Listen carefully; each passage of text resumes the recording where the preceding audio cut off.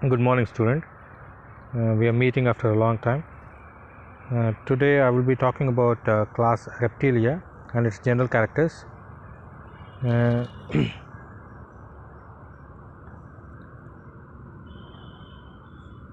Reptilians' body is varied in shape, covered with horny epidermal scales, sometimes with dermal plates, integument with few glands.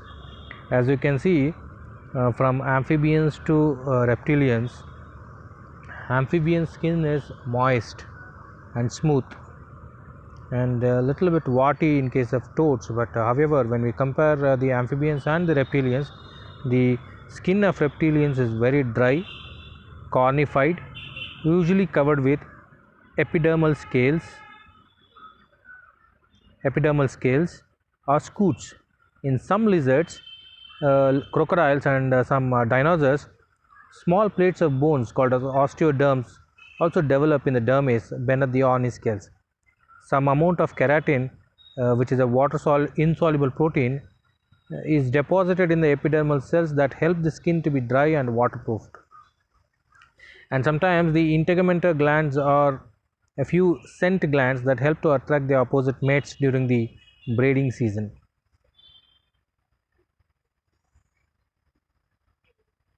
And if you see the two pair of limbs, okay, usually with 5 toes with claws, or adapted for climbing, running, or paddling. Limbs absent in snakes and some lizards. See, the major animals which represents reptilians are lizards and snakes and turtles. Okay, and there is a small group called as spinodons, which is also which is very localized and endemic to New Zealand. It is not present anywhere in the world other than New Zealand. So the limbs, the two pairs of pantodactyl limbs which end in clawed digits, and limbs which paddle like in marine turtles and reduced in some lizards, but in snakes they are totally limbless. But the rudimentary limbs were also absent in the archaic pythons. Skeleton is well ossified. When you compare the amphibians, the skeleton of amphibians is mostly cartilaginous. But when we look at the reptilians, it is well ossified, more solid than the amphibians. And the ribs that which cover the lungs, the ribs with sternum, except in snakes. Snakes do not have sternum, but in case of lizards, they have sternum, which is a boat-shaped structure, as we can see in this black and white picture to the left. And this sternum forms a complete basket, thoracic basket. Skull with single occipital condyle. If you look at the picture here, I have put the picture of both the uh, skull of man and with the skull of bird, which is also having a single occipital condyle, and the middle picture is actually the reptilian skull, which shows the number 6 is a single occipital condyle. In case of the right picture, the bluish colored are the ones which are called as occipital condyles. This is done. Okay. Respiration is by lungs. Respiration is performed by lungs affected by a backward movement of the ribs produced by intercostal muscles. Pharyngeal and cloacal respiration is seen in many aquatic turtles, and cutaneous respiration is seen in sea snakes, by which they inhale up to around 30% oxygen.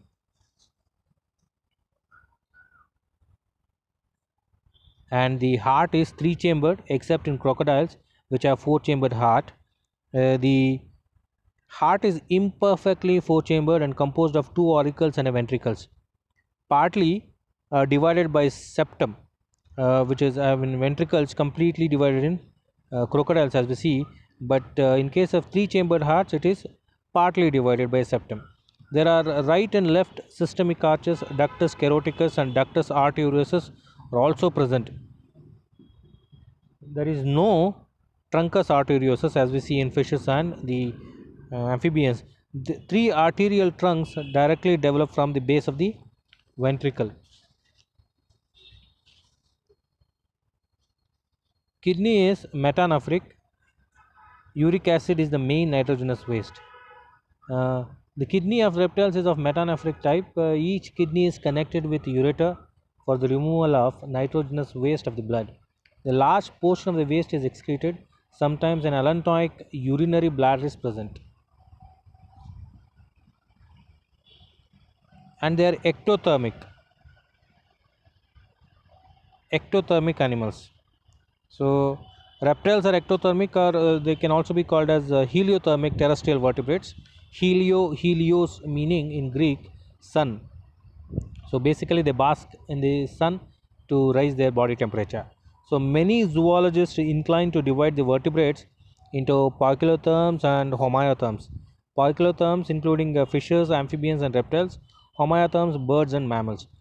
Whereas new herpetologists, that is herpetologists are those who study the reptiles, are in favor of ectotherms or heliotherms rather than poikilotherms for reptiles.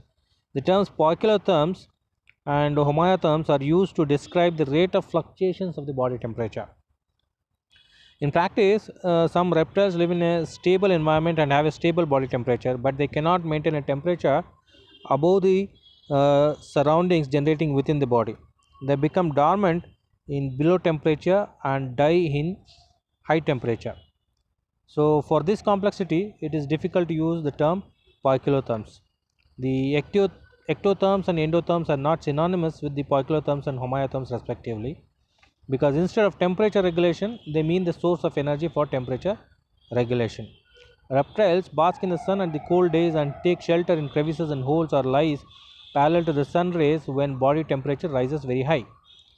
Endotherms derive energy from metabolism for temperature regulation. Like us, like humans are endotherms, they generate the temperature within their own body. They are independent of the outside temperature. Like mammals, the body temperature of reptiles is regulated by a center of hypothalamus of the brain. And there is the external nasal opening in the face which is present on the snout. Eardrums are slightly depressed.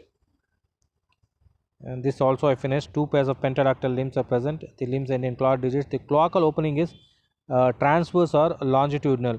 Longitudinal is present in crocodilians, whereas the transverse slit is present in chelonians. Nervous system is primitive with brain, and spinal cord is dominant because they rely mostly on movement. The spinal cord is quite dominant compared to the brain. Central nervous system is better developed in reptiles than amphibians. The cerebral hemispheres are enlarged by the presence of mass of gray matter, the corpus striatum, that is the region which separates the left and right of the brain. Um, Cerebral cortex is not developed in reptiles at all. Whereas in case of humans, it is a cerebral cortex which is very well developed. So in case of reptiles, it is hardly developed. And there are 12 pairs of cranial nerves, except in snakes which has 10 pairs. And sexes are separate. Fertilization is internal. Hemipenis is a copulator. Hemipenis is clearly seen in this picture where there is an eversion of the penis, and is also seen in case of snakes pretty well. So males possess copulatory organs like hemipenis, which is an intromittent organ as well. But this hemipenis or the separate copulatory organ is absent in case of splenodons, which is also part of reptilian class. Snakes and lizards possess paired hemispheres. Turtles and crocodiles have an unpaired penis. In case of brain, which I was talking about, there is an important organ which I have to mention here, called as vomeronasal organ, or also called as Jacobson organ, which is very well developed in squamates and splenodon, which is what senses the heat. And the eggs covered with calcareous or leathery shells, extra embryonic membranes which are called as amnion, chorion, yolk sac and allantois present during the embryonic life. Most reptiles are oviparous, and a few species of lizards and snakes are viviparous. The eggs are large, yolky and shelled. just called as a cleidoic egg. The calcareous shell serves for the protection against desiccation and external injury. The shell is also porous that allows the gas exchange. The embryos of reptiles are provided with a chorion, amnion, and allantois. The chorion and amnion develop as folds around the embryo. The chorion and amnion are a fluid-filled sac-like structures where development of the embryo proceeds easily in the absence of amniotic fluid. The allantois is a sac-like outgrowth from the junction of midgut and hindgut. The allantois is highly vascularized organ that helps in respiration, and its cavity participates in the excretion and storage of metabolites. The large quantity of yolk in the yolk sac provides nourishment for the developing embryo during its embryonic life. These embryonic features helps the reptile and the birds and mammals to be adapted for terrestrial reproduction. So the last slide I've put the difference between lizards and snake, which is not part of your syllabus as of now for general characters. Do not look at the picture. Pictures is actually a little misleading. That is, the snake picture is quite misleading. However, the differences between the two are quite well known. That is, lizards present. Lizards have limbs, and there is a presence of sternum. Eyelids are movable. That is, the third eyelid is also present. Tympanum is present, which is slightly depressed. Both lungs are well developed, and there is a nictitating membrane. That is the third eyelid. Whereas in case of snakes, limbs are absent, which we all know. Sternum is also absent, as I said earlier. Eyelids are immovable, but there is a nictitating membrane. In most of them are absent. Tympanum is absent, so they can't hear us, except that they can recognize the vibrations rising from the ground. So, and the left lung usually is reduced compared to the right lung. So these are the general characters of reptilia. Please go through the slides, and I shall also post the notes for reptilians soon, and I shall also post the MCQs for you to attend on the reptilian general characters. Apart from that, there is an MCQ missing from uh, the previous chapter, that is the rat digestive system, which I shall be posting quite soon. Please be prepared with the digestive system of rat. Thank you.